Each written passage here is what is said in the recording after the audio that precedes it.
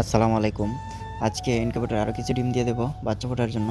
তো মেশিনের দরজা খুলে দেখলাম ডিমগুলা এদিকে কাত হয়ে আছে। তারপর আমি ট্রেগুলাকে সোজা করে নিলাম। আসলে মেশিনটা হচ্ছে অটো মেশিন। প্রতি 90 মিনিট পর ডিমগুলা ঘুরে।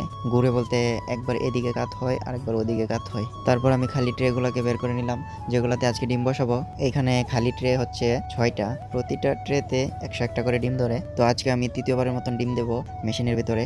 প্রথম সপ্তাহে ডিম দিয়েছিলাম 700, তারপরের সপ্তাহে আবার ডিম দিয়েছিলাম 700, আর এখন দিব 600 ডিম। মোট 2000 ডিম ধরে এই মেশিনে। তো আমি একটা ডিম চেক দিয়ে ভালো মানের ডিমগুলা ট্রেতে দিয়ে দেবো। আসলে ভালো মানের ডিমগুলা থেকে ভালো মানের বাচ্চা আসবে ইনশাআল্লাহ। এ গ্রেডের বাচ্চা পাওয়া যাবে, যার জন্য আমি বড় বড় ডিমগুলা বাছাই করে ট্রেতে দিয়ে সবগুলা ট্রে ভরাট করলাম। তো এখন ট্রেগুলা মেশিনের ভেতর দিয়ে দেবো। এই ডিমগুলা 18 দিন পর্যন্ত এই মেশিনের মধ্যে থাকবে। 18 দিন পর আমরা ডিমগুলা আরেকটা মেশিনে নিয়ে যাব, যে মেশিন থেকে বাচ্চা ফুটে বের হবে। তো ওই কাজগুলো পরবর্তী ভিডিওতে আপনারা দেখতে পারবেন। তো পরবর্তী ভিডিওতে দেখানোর চেষ্টা করব কিভাবে ডিম থেকে বাচ্চা ফুটে বের হয়।